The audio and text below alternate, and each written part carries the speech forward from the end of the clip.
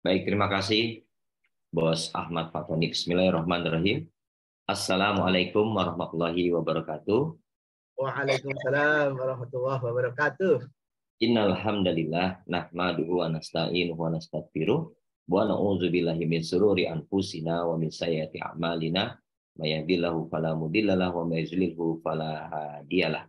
Asbahna ala fitratil Islam wa kalimatil ikhlas wa ala dini nabiyina Muhammadin sallallahu alaihi wasallam wa ala millati abina Ibrahim hanifa wa makana minal musyrikin. Rabbi shrah li sadri wa yassir li amri wahlul 'uqdatam min lisani yafqahu qawli.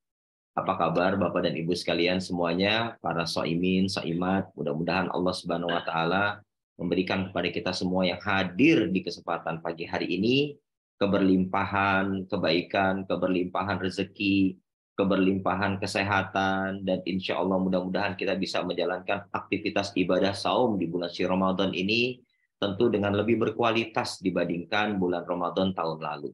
Saya doakan juga mudah-mudahan kita semua insya Allah bisa semakin memiliki cita-cita yang tinggi, tidak takut bercita-cita, tidak takut punya mimpi, begitu ya. Kenapa? Karena memang Allah Subhanahu wa taala juga telah memberikan stempel kepada setiap kita kaum muslimin dan muslimat dimanapun berada sebagai kuntum khairu ummah, sebagai umat terbaik. Jadi kalau umat terbaik itu harus punya mimpi-mimpi terbaik, yang mimpi-mimpi terbaiknya bisa diperjuangkan sampai berhasil, ya. Inilah kemudian kenapa kita tidak boleh loyo secara fisik, tidak boleh loyo secara impian, tidak boleh loyo secara perjuangan, begitu ya. Kenapa? Karena stempel ini bentuk amanah Allah kepada kita, kuntum khairu ummah, umat terbaik. Bapak Ibu sekalian, saimin dan saimat dimanapun berada, yang saya banggakan karena Allah, mari sama-sama kita bersalawat kepada Rasulullah Muhammad SAW, pada keluarga, para sahabat dan pengikutnya yang setia hingga akhir zaman. Semoga kita termasuk di dalamnya. Bapak dan Ibu, hari ini ada di antara kita mungkin merasakan kondisi Ramadan seperti kondisi yang biasa-biasa saja. Atau mungkin juga ada di antara kita kondisi Ramadan adalah kondisi di mana kita betul-betul melatih diri semakin disiplin. Kalau Bapak Ibu yang sudah pernah berangkat umroh, ya, maka saya ingin sekedar reminder kondisi Ramadan ini, mari sama-sama kita modkan ya, di modenya adalah mode Mekah Madinah. Kenapa saya katakan demikian? Karena kalau kita tidak pasang mode Mekah Madinah, ya, saya contohkan misalnya untuk masuk sholat berjamaah di Masjidil Haram, kalau kita telat maka kita nggak bisa masuk ke dalam. Biasanya paling dapat di pelataran. Ya, bahkan yang paling bikin apa ya sekali ya adalah di pelataran hotel. Ya, nah yang bikin ngilu ya bukan cuma menyesal, ngilu itu adalah di pelataran kamar. Nah begitu. Jadi kalau kita nggak pakai mode Madinah, mode Makkah gitu ya, maka yang terjadi Ramadan saat ini itu Ramadan yang kita bisa lihat bagaimana kesungguhan kita meraih banyak kebaikan yang Allah limpahkan di bulan suci ini. Ya, kalau saya contohkan misalnya begitu kita beduk ya azan maghrib begitu, maka kita lupa, kita fokus pada ngisi perut dan kita lupa untuk segera melangkah menunaikan sholat berjamaah di masjid. Yang terjadi adalah begitu sudah sampai di masjid masbuk kita. Yang terjadi bahkan begitu sudah sampai di masjid udah bubaran jamaah sholat maghrib. Ya, rugi banget Bapak Ibu sekalian. Apalagi wabil khusus para bapak-bapak nih begitu ya. Kalau ternyata pada saat beduk maghrib kita masih konsen pada mulut dan perut begitu ya. Kita masih konsen pada mulut dan perut, lantas kemudian tidak mempersiapkan diri kita pada segera melangkah melakukan sholat berjamaah. Waduh, rugi banget Bapak Ibu sekalian. Rugi banget, saya katakan sekali lagi rugi banget. Oleh karena itu Bapak Ibu sekalian, bagaimana agar setiap kita hari ini bisa mendapatkan banyak kebaikan? Maka kata kuncinya adalah ayo tingkatkan kedisiplinan diri setiap kita. Ya, beduk oke, batalin, tapi jangan lupa secukupnya aja masuk mulut gitu ya. Jangan mikirin perut kenyang gitu, yang udah-udah begitu sampai di masjid sudah ketinggalan jamaah, begitu isya mata udah turun tuh Bos Tony. Mata udah turun ya, udah 5 watt begitu ya. Boro-boro salat isya enak, boro-boro tarawih jadi nikmat. Yang terjadi adalah ya pikiran di kepala saat tarawih mulai rakaat kedua ketiga itu pengennya pulang aja begitu. pengennya tidur aja gitu ya. Sehingga sampai di rumah udah nggak sempat lagi tuh tilawah Al-Quran. Jadi Bapak Ibu sekalian, kata kuncinya adalah ayo tingkatkan kedisiplinan kita. Jadi bulan suci Ramadan ini betul-betul melatih setiap kita menjadi pribadi yang disiplin. Kalau di Ramadan disiplin, maka insya Allah Bapak Ibu sekalian, biasanya di bulan-bulan di luar Ramadan, Anda akan jadi orang yang sangat disiplin pada diri Anda. Anda akan menjadi orang yang sangat menghargai waktu. Anda akan menjadi orang yang betul-betul memiliki cita-cita yang tinggi begitu ya. Kenapa? Karena setiap kita tentu kepengen predikat takwa yang Allah janjikan untuk setiap kita betul-betul kita gapai. Karenanya, ayo latih diri kita lebih disiplin lagi di bulan suci Ramadan ini. Agar apa? Agar di 11 bulan mendatang kita nggak menjadi orang-orang yang sudah Allah berikan stempel kuntum khairu ummah itu keleleran. Keleleran gimana maksudnya? Keleleran, cita-citanya nggak ada yang tercapai, mimpi-mimpinya tidak ada yang terwujud. Ya, bahkan kalau kita lihat lagi Bapak dan Ibu sekalian, ternyata begitu berulang waktu, berkurang usia, kehidupan kita hanya begitu-begitu saja. Tidak banyak perubahan. Semangat beribadahnya tidak berubah, semangat untuk menjadi pribadi yang lebih baik di hadapan Allah tidak berubah, semangat untuk bisa memberikan kebaikan bagi orang-orang di sekitar kita tidak ada bahkan begitu. Maka cenderung orang yang tidak melatih dirinya menjadi lebih disiplin, biasanya dia hanya akan sekedar cukup memikirkan urusan dirinya sendiri. Dia tidak mau bahkan tidak sanggup untuk memikirkan orang lain. Bahkan Allah Subhanahu wa taala kan sudah memberikan kepada kita kesempatan yang namanya fastabiqul khairat. Fastabiqul khairat ini dilakukan oleh mereka yang punya tingkat kedisiplinan yang tinggi gitu. Kalau mereka tidak memiliki kedisiplinan yang tinggi, mereka tidak akan terpacu dan termotivasi untuk berfastabiqul khairat. Rugi banget Bapak Ibu sekalian. Jadi kalau misalnya kita hari ini pernah mendapatkan sebuah pertanyaan, di bulan suci Ramadan ini banyak ibadah sunnah yang bisa kita kerjakan. Dan amalannya dilipat gandakan. Tolong jangan berpikir layaknya anak SD begitu. Kalau ditanya, apa sih pengertian sunnah? Ya, pengertian sunnah adalah dikerjakan dapat pahala, nggak dikerjakan nggak apa-apa. Ini SD. Ya. Lalu kemudian mari kita tingkatkan level pengertiannya. Ibadah sunnah adalah ibadah yang kalau dikerjakan dapat pahala, tidak dikerjakan, kehilangan pahala begitu. Jadi konsepnya adalah rugi kalau kita nggak jalanin ibadah-ibadah sunnah.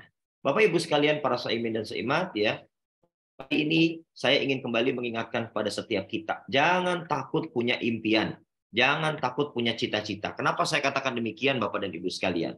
Karena dalam sebuah riwayat disebutkan ya, keluhuran cita-cita adalah bagian dari keimanan. Jadi kalau kita punya cita-cita itu bagian dari keimanan Bapak Ibu sekalian.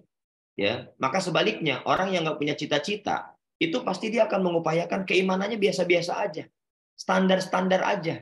Bahkan yang paling mengerikan adalah di bawah standar keimanannya. Sehingga yang terjadi akhirnya orang-orang yang tidak memiliki impian, cita-cita yang tinggi, maka dia tidak memiliki keluhuran akan keimanan begitu. Ya, dan yang terjadi adalah ibadahnya pas-pasan, ngepres banget begitu ya. Kalau sholat berjamaah, dia pikir ya sudahlah 5 waktu dapat 2 aja udah cakep gitu. Jangan, ya sholat 5 waktu harus dapat 5 berjamaah di masjid tepat waktu, di awal waktu begitu ya. Jangan ditunda-tunda begitu. Kebanyakan kita mungkin ada yang berpikir, ya orang akan berhasil kalau dia memiliki kecerdasan indeks prestasi kelas yang mumpuni misalnya. Dia harus dapat cum laude begitu. Dia harus dapat ranking-ranking terbaik kalau di sekolah misalnya. Padahal kita lupa bahwa yang memberikan garansi dari kebaikan itu semua, sebagian dari karunia Allah berupa kepintaran, berupa kecerdasan, itu tidak akan memiliki makna apa-apa kalau kita tidak memiliki ketinggian dan keluhuran keimanan. Dan ini sangat ditentukan dengan seberapa besar impian yang kita miliki. Seberapa tinggi cita-cita yang kita canangkan Bapak dan Ibu sekalian. Nggak usah khawatir. Impian itu bukan bunga tidur Bapak dan Ibu. Nggak usah khawatir. Ya. Impian itu kalau kita perjuangkan, maka dia akan membentuk jati diri setiap kita. Ya, orang-orang yang punya mimpi besar, orang-orang yang punya cita-cita tinggi, itu biasanya jati dirinya adalah pribadi-pribadi yang tangguh. Orang itu sangat sadar betul. Untuk bisa mendekati impiannya, maka yang dia lakukan bukan berpikir strategi dulu, bukan berpikir pinter dulu, tapi dia berpikir bagaimana meningkatkan kualitas ibadahnya di hadapan Allah Subhanahu wa taala. Ya, yang kedua dia akan berpikir bagaimana cara mendekatkan impiannya, mendekatkan cita-citanya. Dia tidak berpikir dulu bagaimana menyempurnakan dirinya dengan kata-kata yang bagus, dengan retorika yang bagus, ya enggak. Yang dia pikirkan adalah bagaimana kemudian waktu demi waktu pekerjaan yang sangat mulia adalah pekerjaan menunggu waktu sholat dari waktu sholat berikutnya, ke waktu sholat yang berikutnya. Jadi inilah yang ada dalam pikiran para pemilik impian yang tinggi, para pemilik impian yang mulia, Bapak Ibu sekalian. Karenanya sebuah filosofi impian yang harus kita pahami, Bapak Ibu sekalian. Tadi saya sudah sampaikan bahwa filosofi impian yang hari ini perlu kita miliki adalah, Bapak Ibu sekalian, yaitu memiliki impian adalah cita-cita dari keimanan. Karenanya orang yang punya cita-cita mulia, yang punya obsesi tinggi, tujuannya luhur, ya tentunya dia tidak akan menjerumuskan diri dalam kemaksiatan, juga dalam kehinaan, Bapak Ibu sekalian. Bapak Ibu sekalian, inilah pentingnya ya kita memiliki impian begitu ya, kita memiliki cita-cita. Saya cuman merasa begini, Bapak Ibu sekalian. Kenapa sih kita kok seolah-olah kehabisan cara? Kenapa sih kita seolah-olah kok kehabisan tenaga, Bapak Ibu sekalian? Ya karena kita kehabisan stok mimpi, Bapak Ibu.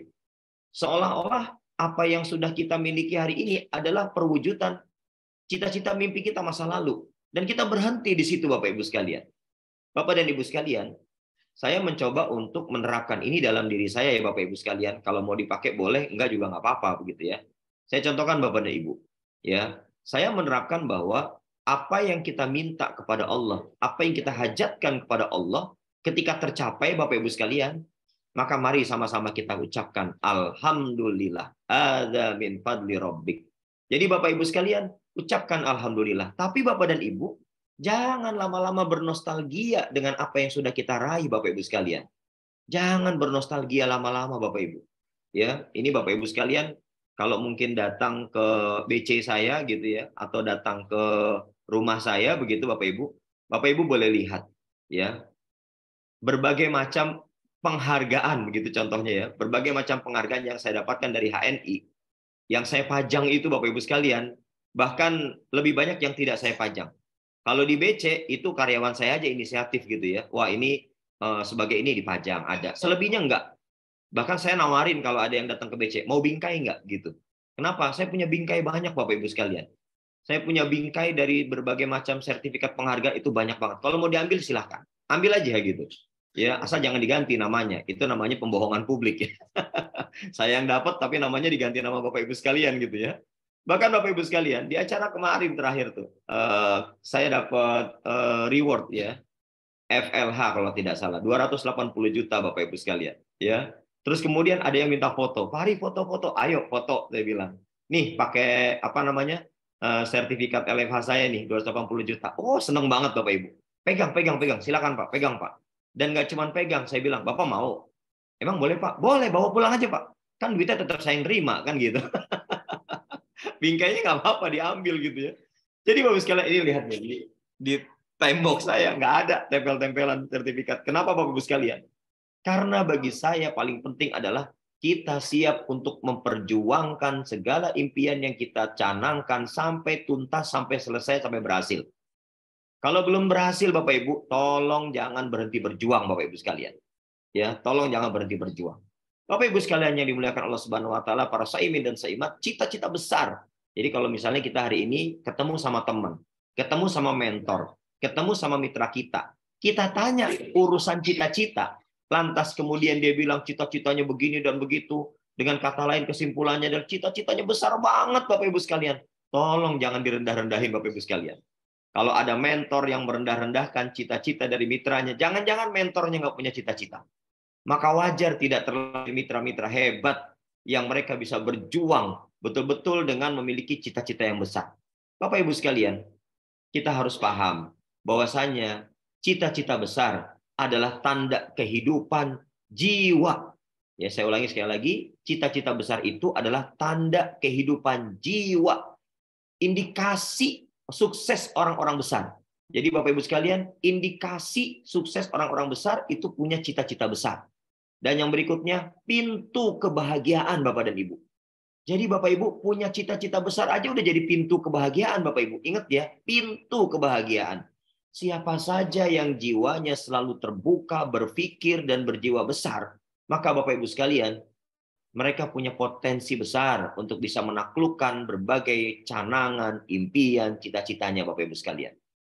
Ya, kalau Anda percaya bisa berhasil Bapak Ibu, kalau Anda percaya bisa berhasil, ya maka Bapak Ibu sekalian, Anda akan betul-betul berhasil.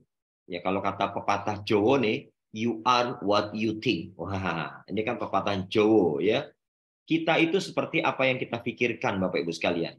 Kemarin ada seorang mitra ngomong gini, begitu dia tanya, gimana sih Pak sukses plan HNI? Udah dijelasin tuh, begini tahapannya begitu ya. Terus kemudian Bapak Ibu sekalian, dia tanya lagi, emang bisa Pak mendapatkan berbagai macam bonus dari peringkat yang sudah kita capai? Oh bisa, sekali waktu saya bilang. Apa kata beliau? Udah nanya nih, apa kata beliau? Wah kayaknya nggak saya banget Pak, kata dia gitu. Loh, ini orang udah nanya, udah dijelasin, udah ngerti, ujung-ujungnya ngasih jawaban, ngasih respon, ngasih feedback. Wah, kayaknya nggak saya banget, Pak. Maksudnya gimana? Saya kayaknya nggak bisa nih, Pak, wujudin kayak gini nih. La ilaha illallah, Bapak Ibu sekalian. Ini belum apa-apa udah langsung bilang, saya nggak bisa. Saya bilang gini, kenapa nggak dirubah? Kenapa nggak berpikir, bismillah, insya Allah saya bisa. Kan gampang cuman ngucap gitu doang, Bapak Ibu sekalian. Betul nggak, Bapak Ibu? Cuman ngucap, bismillah, insya Allah saya bisa. Saya mau tanya, Bapak Ibu, perlu nggak belajar 4 tahun buat ngucap bismillah, insya Allah saya bisa? Perlu nggak Bapak Ibu?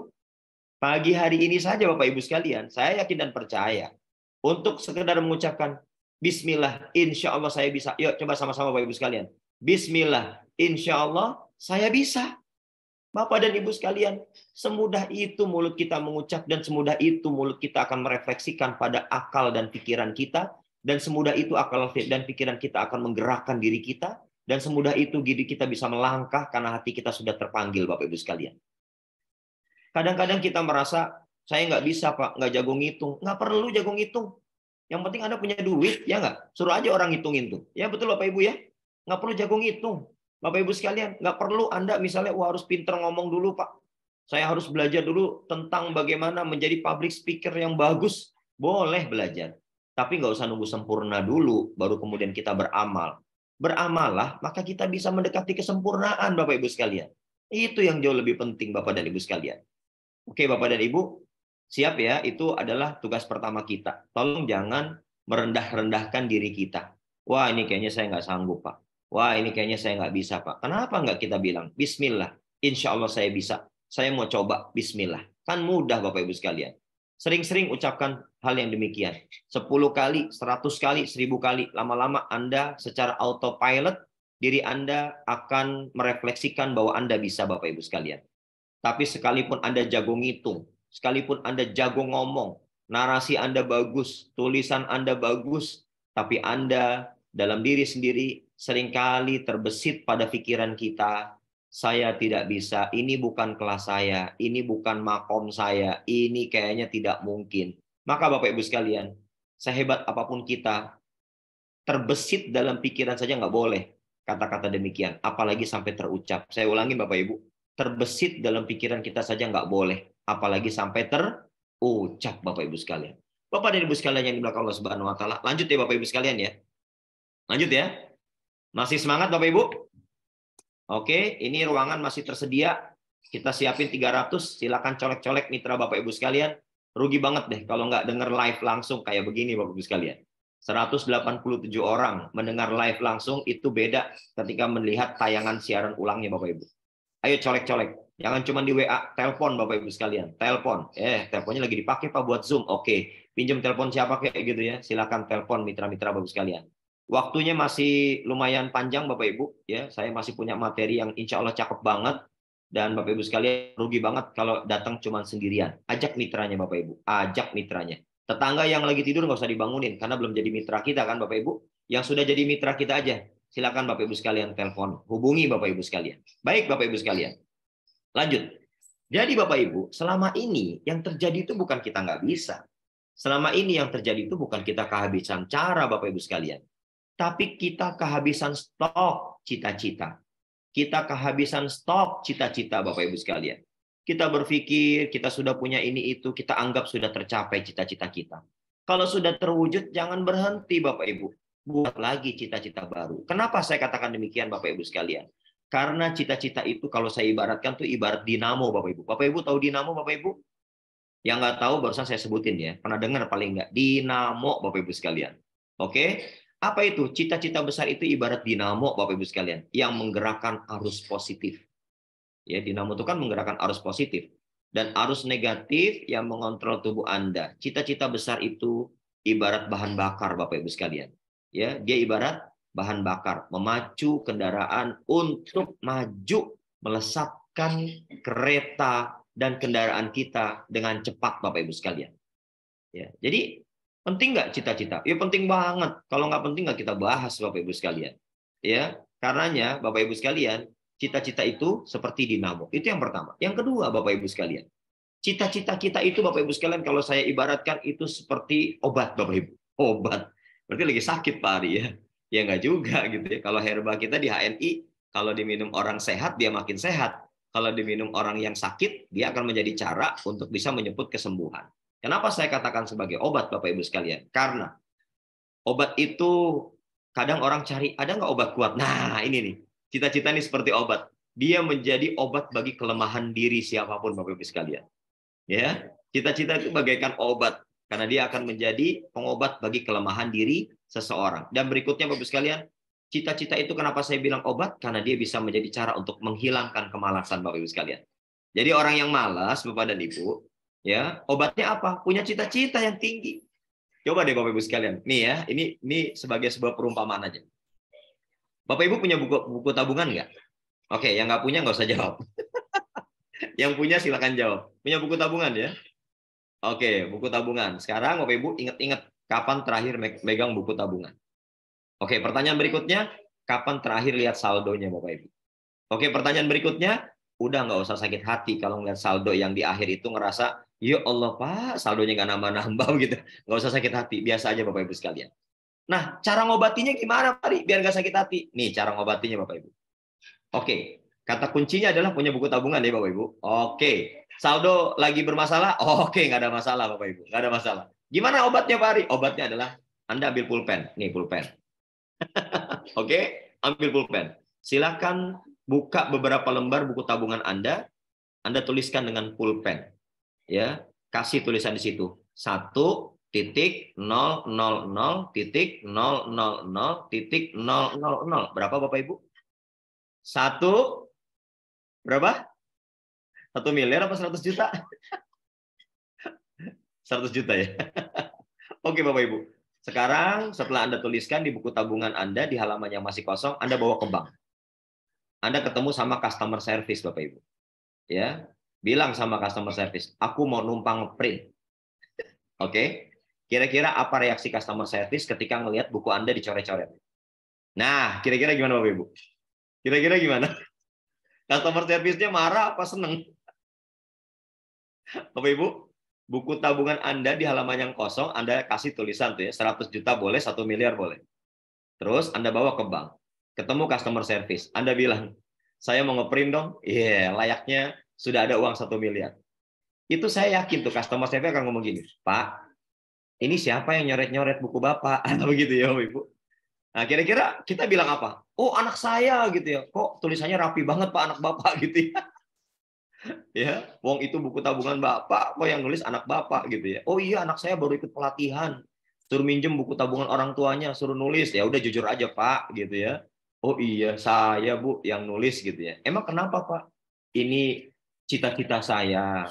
Mudah-mudahan bulan Desember tahun 2023 ada saldonya 1 miliar begitu sekalian. Bapak dan Ibu, kalau Anda nggak tahu malu, kalau Anda nggak tahu malu, kalau Anda tahu malu, pasti tahu diri Bapak Ibu. Kalau Anda tahu malu, pasti Anda tahu diri. Kenapa Bapak Ibu? Semakin sering Anda ngedatang lagi ke bank, dan kemudian angkanya belum terwujud, Anda pasti diomelin Bapak Ibu sekalian.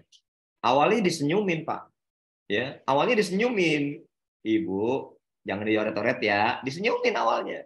Ntar datang lagi minta di print lagi, belum ada isinya. Bu, ngerti nggak? Jangan dicoret-coret, gitu ya. Pak, tolonglah Pak. Bapak kan udah besar, udah dewasa, udah akil balik, ngerti kan? Buku tabungan itu bolehnya di print, jangan dicoret-coret begitu. Bapak Ibu, selama belum terwujud, ya, obatnya adalah mewujudkan, berjuang dan mewujudkan sampai betul-betul itu customer service begitu ngeprint buku kita, keluar angka yang kita coret dengan pulpen kita Bapak Ibu. 1 miliar. Begitu di print, trit, set, 1 miliar keluar. Kira-kira dia marah nggak Bapak Ibu? Dia bakal tanya sama kita Bapak Ibu. Pak, ini uang dari mana, Pak? Bapak kerja apa? Bapak bisnis apa? Dia kaget paling nggak, Bapak Ibu sekalian. Betul nggak, Bapak Ibu sekalian? Betul nggak? Begitupun yang terjadi pada diri kita. Kalau kita sebagai seorang suami misalnya, kita bilang sama istri dan anak-anak kita, sabar ya Bunda, sekarang baru gambal mobil doang. Ayah akan wujudkan. Nah, gitu ya. Lama-lama Bapak Ibu, ya, istri, anak-anak kan bakal nanya terus. Ya, kapan ya mobilnya? Ya, kapan ya mobilnya, begitu ya. Begitu lama-lama terus berulang nanya, Bapak Ibu. Pilihannya dua. Anda akan stres atau Anda akan bahagia. Ya, stres itu kalau belum bisa terwujud, terus-menerus belum bisa terwujud, stres tuh Bapak Ibu. Bahagia kalau ternyata Anda bisa mewujudkannya. Nah, Bapak Ibu tinggal pilih, mau jadi orang stres seumur hidup atau mau jadi bahagia seumur hidup, Bapak Ibu sekalian. Pasti jawabannya adalah kita kepengen bahagia seumur hidup. Tapi masalahnya perilaku kita kayak orang stres seumur hidup, Bapak Ibu. Kita bahagia dibilang stres, janganlah Bapak Ibu sekalian. Ya, jadi Bapak Ibu sekalian, pasti kita kepengen bahagia seumur hidup dong. Nah, oleh karenanya, jadikan impian kita sebagai obat Bapak Ibu sekalian. Silakan Anda tempel Baitullah. Anda tempel Bapak Ibu sekalian. Silakan Anda tempel di rumah-rumah Anda Bapak Ibu sekalian. Di ruang tamu Anda. Supaya tamu yang datang nanya satu persatu. Pak, dari Mekah? Belum, baru mau. Oh, saya kira baru pulang dari Mekah. Ada foto Mekah di ruang tamu. Begitu ya Bapak sekalian ya. Dari Madinah? Belum. Ini baru cita-cita. Ini baru impian. Bagus Bapak Ibu. Semakin sering tetangga kita datang ke rumah kita. Semakin sering nanya-nanya sama kita. Bapak Ibu perhatiin deh. Kalau kita belum mengatakan, iya Pak, Alhamdulillah, saya baru dari Mekah. Itu nanti ujung-ujungnya kita dibilang, orang stres kali ya. Begitu Bapak sekalian. Ya, agar kita tidak dibilang orang stres Bapak dan Ibu, ayo perjuangkan supaya kita bisa betul-betul berangkat dan terbang ke tanah suci. Ayo perjuangkan supaya mobil yang kita tempel yang tadinya gambar betul-betul menjadi kenyataan. Ayo perjuangkan supaya rumah yang ideal Bapak Ibu sekalian yang tadinya cuma gambar betul-betul menjadi rumah yang kita huni bersama keluarga tercinta. Masya Allah Bapak dan Ibu. Oke, itu yang kedua. Yang ketiga Bapak Ibu sekalian. Saya ibaratkan cita-cita itu ciri kemuliaan. Jadi kalau Bapak Ibu sekalian hari ini nggak punya cita-cita, ya Bapak dan Ibu sekalian, kita nggak kena loh sebagai ciri orang yang mulia Bapak dan Ibu sekalian. Ya, jadi Bapak Ibu, cita-cita itu ciri kemuliaan. Orang mulia Bapak dan Ibu sekalian adalah orang yang memiliki cita-cita karena cita-cita akan membangun pendirian yang kokoh. Ya, karena cita-cita itu akan membangun pendirian yang kokoh. Akan membangun karakter pribadi yang tidak gentar, Bapak Ibu sekalian. Akan membangun juga, Bapak Ibu sekalian, menjadi pribadi yang siap untuk menghadapi masalah apapun yang dia hadapi. Bapak Ibu sekalian, orang-orang yang memiliki cita-cita yang tinggi, ya, itu memiliki ciri kemuliaan. Nah, diantaranya juga adalah, Bapak Ibu sekalian, dia tidak jera menghadapi kegagalan, Bapak Ibu. Saya ulangi ya, dia tidak jera menghadapi kegagalan. Bapak Ibu, jangan dikira kita gabung HNI, daftar 30.000, terus nggak ada yang namanya resiko kegagalan. Ada Bapak Ibu sekalian. Ya, Anda kepengennya langsung kayak top mentor Anda begitu ya. Bisa ini, bisa itu, punya ini, punya itu. Sekalian, nggak bisa Bapak Ibu. Semua ada resiko kegagalan Bapak Ibu sekalian. Tapi orang-orang yang memiliki cita-cita mulia, cita-cita yang tinggi, dan dirinya menjadi mulia Bapak Ibu sekalian, dia tidak gentar yang namanya kegagalan Bapak Ibu sekalian. Tidak gentar Bapak Ibu sekalian. Oleh karenanya Bapak Ibu sekalian, para pemilik cita-cita yang tinggi dan tentu memiliki kepribadian yang mulia Bapak Ibu sekalian, dia bukanlah ciri orang yang penakut, bukanlah ciri orang yang pecundang Bapak Ibu sekalian. Ya. Maka di antara manifestasinya Bapak Ibu sekalian, cita mulia adalah membangun keluhuran jiwa dan menjauhkan diri kita dari posisi yang lemah Bapak Ibu sekalian. Ya. Itulah mereka yang memiliki cita-cita tinggi. Nah, Bapak Ibu sekalian, ada di antara kita mengatakan demikian. Kalau punya cita-cita jangan tinggi-tinggi, nanti kalau jatuh sakit loh. Gini Bapak sekalian. Pernah dengar nggak ungkapan seperti ini Bapak Ibu? Kalau mimpi jangan tinggi-tinggi lah. Nanti kalau nggak tercapai stres, sakit, bunuh diri. Begitu Bapak Ibu. Pernah dengar nggak? Bapak Ibu ada yang pernah dengar orang yang mengungkapkan demikian? Ya, misalnya anaknya ditanya, kamu mau jadi apa, Nak? Aku mau jadi dokter, Bunda, begitu misalnya. Terus ibunya bilang gini, jangan, Nak. Keluarga kita 7 turunan tidak ada yang jadi dokter. Wajahmu aja bukan wajah dokter, begitu ya. Apalagi orang tuamu, ayahmu itu nggak punya uang banyak. Orang mau jadi dokter perlu uang banyak. Wah, itu stres Bapak Ibu sekalian. Jelas-jelas anak dari lubuk hati yang paling dalam ketika ditanya mau jadi apa, nyeletuk mau jadi dokter misalnya. Ibunya ngomong kayak gitu. Begitu ngomong ke bapaknya, jangan ya nak ya, jangan jadi dokter ya nak ya. Udah kayak bapak aja deh nak, gitu misalnya. Ya, kan bapak uangnya nggak banyak. Untuk jadi dokter butuh uang banyak. Wah Bapak Ibu sekalian, langsung tuh anak menjadi anak yang hopeless Bapak dan Ibu. Ya, janganlah Bapak Ibu sekalian. Nah, karenanya Bapak Ibu, kita hari ini coba deh kita coba sama-sama renungkan. Berapa banyak impian-impian Bapak dan Ibu sekalian yang sudah terwujud hingga usia saat ini? Silakan dijawab masing-masing deh Bapak Ibu sekalian. Saya ulangi pertanyaannya.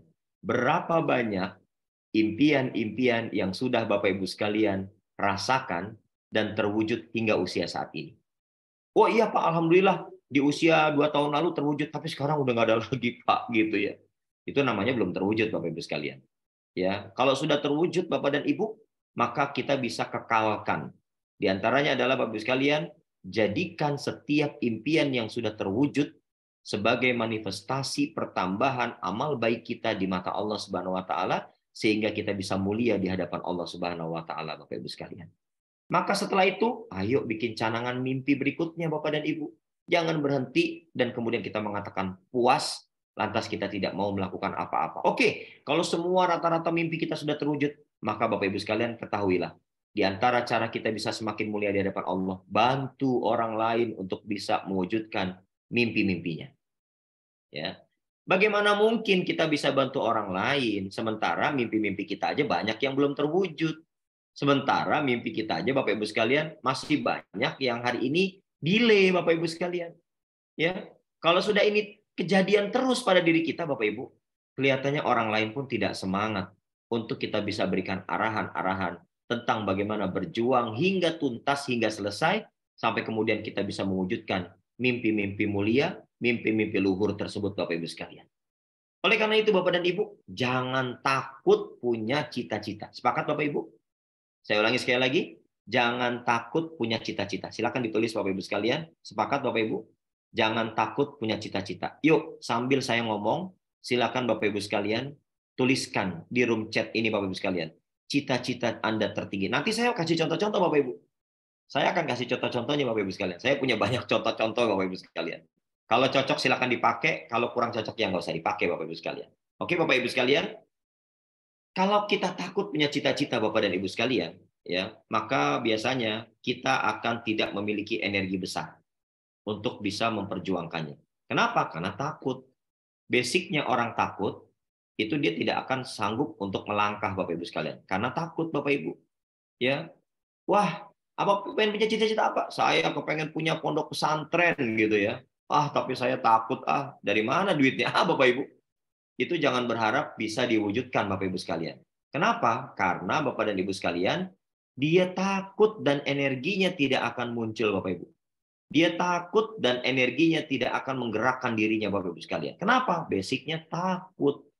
Maka cara untuk menaklukkan rasa takut adalah melakukan apa yang kita takutkan Bapak Ibu sekalian. Oke Bapak Ibu? Oke, banyak nih yang sudah menuliskan cita-citanya. Silakan tuliskan yang banyak. Silakan tuliskan yang banyak Bapak Ibu sekalian, cita-citanya silakan tuliskan. Yang tinggi juga nggak apa-apa ya Bapak Ibu sekalian. Oke, terima kasih sudah menuliskan. Ya, oke, jangan takut punya cita-cita. Oke, Bapak Ibu juga boleh, silakan tuliskan apa sih Bapak Ibu cita-cita tertinggi Bapak Ibu sekalian, tulisin boleh. Tahun ini tahun 2023, nggak usah panjang-panjang 2024 ya. 2023 dulu deh gitu. Misalnya saya kepengen punya, boleh nih Pak Didin, punya 100 juta per bulan. Oke, cakep. Gitu ya. Boleh, silakan tulis saja, pengen punya pesantren. Boleh, cakep. Bapak Ibu, kenapa saya katakan demikian? Karena Bapak Ibu sekalian, bercita-cita atau memiliki impian yang tinggi itu separuh dari kesuksesan kita, Bapak Ibu. Oke. Bapak Ibu, ya coba perhatikan. Memiliki cita-cita yang tinggi ya, itu adalah separuh dari kesuksesan kita, Bapak Ibu sekalian. Wah, Masya Allah, luar biasa Bapak Ibu. Ya, Allah Subhanahu wa taala mengingatkan kita di dalam Al-Qur'anul Karim, ya Bapak Ibu sekalian silakan boleh dicatat ya. Kalau misalnya ada yang mengatakan janganlah punya cita-cita yang tinggi, nanti kalau jatuh sakit gitu ya. Itu logika dunia kayak begitu Bapak Ibu. Sementara Allah Subhanahu wa taala mengingatkan kita di surat Al-Qasas ayat yang ke-77 Bapak Ibu sekalian, ya. Di surat Al-Qasas ayat yang ke-77. Artinya Bapak Ibu, carilah dari apa yang dianugerahkan Allah untuk meraih kehidupan akhirat. Dan janganlah kamu lupakan bagianmu dari kenikmatan di dunia.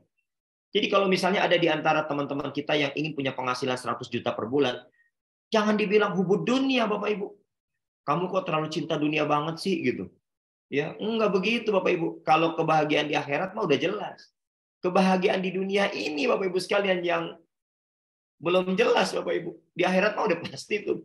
Siapapun mereka yang bisa meraih keberhasilan dalam perjuangan di dunia dan mereka mengupayakan fid dunya wal akhirah, Rabbana atina fid dunya wal akhirah, akhirat itu jelas banget kebahagiaannya. Di dunia ini yang perlu kita perjuangkan Bapak Ibu sekalian. Ya, karenanya Bapak Ibu sekalian, kalau kita sudah memiliki cita-cita yang tinggi, maka tujuan hidup kita insya Allah jelas. Sepakat nggak Bapak Ibu? Orang yang biasanya hidupnya nggak jelas, itu cita-citanya nggak tinggi, gitu. Mimpinya nggak besar, Bapak Ibu sekalian. Maka pasti kalau kita lihat kehidupan sehari-harinya, maaf ya Bapak Ibu, ini bahasa hari ini ya, lontang-lantung baik Bapak Ibu. Maksudnya gimana? Nggak jelas gitu loh Bapak Ibu sekalian. Nggak jelas, aktivitasnya nggak jelas, capaian targetnya nggak jelas gitu ya Bapak Ibu sekalian. Kenapa? Ya karena dia memang tidak memiliki impian dan cita-cita yang tinggi Bapak Ibu sekalian. Ya, oleh karenanya Bapak Ibu, kudu jelas ya Bapak Ibu, kudu jelas.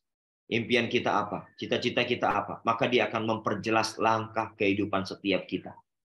Ya, jadi langkah kita itu akan jelas kalau Bapak Ibu sekalian mimpi kita jelas. Memiliki kejelasan tujuan adalah separuh dari kesuksesan Bapak Ibu. Jadi kalau kita memiliki kejelasan tujuan, kita ngerti nih di HNI mau jadi Loyal Executive Director.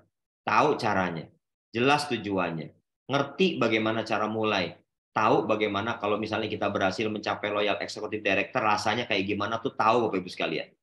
Ya. Karenanya dia akan jelas Bapak Ibu. Aktivitas hari-harinya akan jelas. Ya, dia lakukan PCA, nggak kenal nyerah, dia nggak takut ditolak Bapak Ibu sekalian. Dia tidak takut diremehkan Bapak dan Ibu. Dia tidak gampang capek Bapak Ibu sekalian. Ya, karena jelas tujuannya. Impiannya jelas Bapak Ibu. Nah, berikutnya Bapak Ibu sekalian. Cita-cita tinggi adalah ekspresi pemikiran positif. Ya, jadi cita-cita yang tinggi itu adalah ekspresi pemikiran positif. Orang yang punya cita-cita tinggi, insya Allah dominasi pikirannya positif Bapak Ibu. Nah, sekarang tinggal dibalik. Iya Pak, ini sebentar-sebentar pikirannya negatif mulu. Pikirannya jelek mulu. Pikirannya kayaknya udah ketara tuh. Ya, maka berarti lawannya Bapak Ibu. Siapapun mereka yang hari ini Bapak Ibu sekalian punya pikiran yang selalu didominasi dengan perasaan negatif, pikiran-pikiran negatif, ya, boleh jadi karena impiannya terlalu rendah Bapak Ibu. Yang dia sibukkan, yang dia repotkan adalah mikirin orang lain. Tidak mikirin dirinya sendiri. Yang dia sibukkan, yang dia repotkan adalah dia selalu bahagia. Menjadi penunggu bukti sukses, bukan menjadi bukti sukses baru Bapak Ibu. Kan harusnya jadi bahagia itu karena kita menjadi bukti sukses baru Bapak Ibu. Jangan kemudian di HNI kita berpikir begini, coba lihat, si Fulan sukses nggak ya? Coba lihat, si Fulana berhasil nggak ya? Jangan begitu Bapak Ibu. Tanya sama diri kita, ya, Anda bisa berhasil nggak gitu? Anda bisa menunjukkan bahwa Anda adalah layak disebut sebagai bukti sukses baru hari ini Bapak Ibu sekalian. Ya, jangan menjadikan kita orang-orang yang senang menjadi penunggu bukti sukses dari orang lain. Oke Bapak Ibu. Nah, Bapak Ibu sekalian yang dimuliakan Allah Subhanahu wa taala, ya. Boleh ya saya contohkan berbagai macam contoh-contoh ya. Mimpi besar. Boleh Bapak Ibu? Ya, nanti kita akan ada sesi tanya jawab nih Bos King ya. Insya Allah jam 8 ya. Nanti saya selesai memberikan materi. Nanti boleh tanya jawab silakan nih Bapak Ibu sekalian. Oke, sekarang saya mau kasih contoh-contoh buat Bapak dan Ibu sekalian ya. Beberapa contoh-contoh yang hari ini merupakan perwujudan ya dari mimpi. Dan perhatikan Bapak Ibu sekalian, bahwa kalau kita punya mimpi dan kemudian mimpi kita naikkan lewat doa-doa kita, Bapak Ibu sekalian, kita punya mimpi, ya, dan kemudian mimpi kita naikkan dalam doa-doa kita. Maka ketahuilah Bapak Ibu sekalian, doa itu adalah wajah dari cita-cita kita. Oke, jadi yang malas berdoa, ya, yang cepat bosan berdoa, Bapak Ibu sekalian, itu biasanya cita-citanya rendah. Sekali lagi, doa itu adalah wajah dari cita-cita kita, Bapak Ibu sekalian. Ya, berapa sering Anda mendoakan, menaikkan doa-doa yang di dalamnya ada mimpi-mimpi Anda, yang di dalamnya ada cita-cita Anda. Ya, jadi sekali lagi doa itu adalah wajah dari cita-cita kita. Doa itu adalah wajah dari impian-impian kita. Kalau Bapak Ibu sekalian tidak pernah berdoa, ya Allah, alangkah sombongnya diri itu. Ya, kalau Bapak Ibu sekalian merasa cepat puas berdoa, ya, bahkan kami alhamdulillah kemarin saat menjalankan ibadah umroh, Bapak Ibu sekalian, kenapa kami ingin melakukan ibadah umroh? Karena di antara keinginan besarnya adalah bisa berdoa di tempat yang insya Allah mustajab. Ya, di antaranya kalau di Madinah kita bisa berdoa di Raudhah, Bapak Ibu sekalian, di taman surga. Kalau di Mekah Al-Mukarramah kita bisa berdoa di hadapan Ka'bah, Bapak Ibu sekalian. Masya Allah. Ya, karena kita punya banyak cita-cita, kita punya banyak impian-impian yang membutuhkan kekuatan doa, Bapak Ibu sekalian. Ya, sekali lagi, doa itu adalah perwajahan dari impian dan cita-cita kita. Ya, kalau kita hari ini malas berdoa, ya, cepat puas berdoa, Bapak Ibu sekalian, maka boleh jadi impian kita memang kecil, Bapak Ibu sekalian. Dan kita kemudian tidak disadari ikut mengecilkan Allah. Nauzubillah. Ya. Bapak Ibu sekalian yang Allah Subhanahu wa taala, oke. Ini contoh-contoh mimpi Bapak Ibu. Yang pertama, saya punya impian agar senantiasa memiliki hati yang bersih. Boleh nggak Bapak Ibu? Boleh dong, ya kan Bapak Ibu sekalian? Loh kok nggak ada materinya Pak Ari? Loh dari situlah awal materi kita bisa dapat Bapak Ibu. Oke, impian saya yang pertama adalah, ini kalau cocok buat Bapak Ibu, silakan dipakai. Kalau nggak cocok ya nggak usah. Ya, saya punya cita-cita Bapak Ibu sekalian, di antaranya adalah yang pertama, saya bercita-cita, saya punya mimpian agar memiliki hati yang senantiasa bersih, atau memiliki yang disebut dengan salimul akidah, Bapak Ibu sekalian. Kenapa demikian? Ya, karena ia merupakan modal sebelum kita memiliki modal lainnya. Boleh dong, saya punya cita-cita itu Bapak Ibu, ya enggak? Bawa dalam doa kita Bapak Ibu sekalian. Ya Allah, hadirkan dalam diri hamba ya Allah salimul akidah. Ya, kita memiliki hati yang bersih ya Allah. Ya, minta Bapak Ibu sekalian. Kenapa? Itu basic modal Bapak Ibu. Jangan dikira modal keberhasilan kita selalu didominasi dengan yang namanya urusan finansial, urusan uang, urusan modal uang. Tidak Bapak Ibu sekalian. Ya, jadi saya sadar sebelum meraih ini dan itu Bapak Ibu sekalian, maka saya minta sama Allah dan itu menjadi bagian dari impian memiliki salimul akidah. Yang kedua Bapak Ibu sekalian, boleh dong saya bercita-cita ya Allah, mampukan hamba ya Allah untuk bisa beribadah dengan baik. Ya. Atau dengan kata lain sahihul ibadah Bapak Ibu sekalian. Ya. Bapak Ibu sekalian, kenapa kita minta? Karena ini sebagai bentuk rasa syukur kita sudah dihadirkan di dunia Bapak Ibu sekalian, maka di antara keinginan yaitu ya Allah, berikan ya Allah kepada diri ini ya kenikmatan untuk bisa beribadah dengan baik dan benar. Sahihul ibadah. Yang berikutnya Bapak Ibu sekalian, saya punya mimpi Bapak Ibu sekalian, ya Allah, berikanlah penghasilan yang cukup. Ya. Berikanlah penghasilan yang cukup. Ya. Cukup untuk apa? Cukup untuk memenuhi kebutuhan sehari-hari dan menghindarkan diri dari kehinaan. Ya Allah, Bapak Ibu, ya, memenuhi kebutuhan sehari-hari dan menghindarkan diri dari kehinaan. Bapak Ibu, boleh jadi ada di masyarakat kita orang yang sampai dengan detik ini masih sibuk dengan urusan pribadinya Bapak Ibu sekalian. Nah, sebelum kita ngurusin urusan orang, kita bisa bantu orang, kan harus beres dulu urusan pribadi. Betul nggak Bapak Ibu? Karenanya kita minta sama Allah. Ya Allah, berikanlah ya Allah penghasilan yang cukup, ya, agar kita bisa menyelesaikan, membereskan urusan pribadi dan kemudian menghindarkan diri dari kehinaan. Ya, itu contoh yang ketiga Bapak Ibu sekalian. Yang keempat Bapak dan Ibu, saya punya contoh lagi yang keempat. Apa itu Pak Ari? Yaitu memiliki pekerjaan, memiliki bisnis, ya, dan dapat meningkatkan kualitas karir dalam bisnis dan pekerjaan tersebut. Bapak Ibu, kalau kita udah tahu kita bekerja, kalau kita udah tahu kita punya bisnis, lalu kita nggak minta sama Allah agar karir kita meningkat, ya, maka itu tandanya, ya, kita belum punya niat, kita belum punya keinginan, kita belum punya kemauan untuk menjadikan karir bisnis kita meningkat, dan itu tandanya bahwa kita menjadi orang yang tidak mengerti tentang bagaimana hubungan ketika karir meningkat, omset meningkat, maka akan ada bonus yang meningkat, maka akan ada peluang untuk bisa memberikan kebaikan yang meningkat, Bapak Ibu sekalian. Ya. Jadi penting sekali Bapak Ibu. Ini bukan babnya kita belum jadi manajer. Ini babnya belum jadi eksekutif, bukan bab belum jadi eksekutif director atau LED, bukan Bapak Ibu sekalian. Tapi mari kita minta, ya Allah, berikanlah ya Allah karir yang senantiasa meningkat, ya, bonus yang senantiasa bertambah ya Allah. Ya, ayo diminta Bapak Ibu sekalian. Maka sebutkan, silakan Bapak Ibu. Ya, mau karir yang meningkat seperti apa? Ya Allah, aku mau jadi LED ya Allah. Sekali lagi, doa itu adalah perwajahan mimpi-mimpi kita.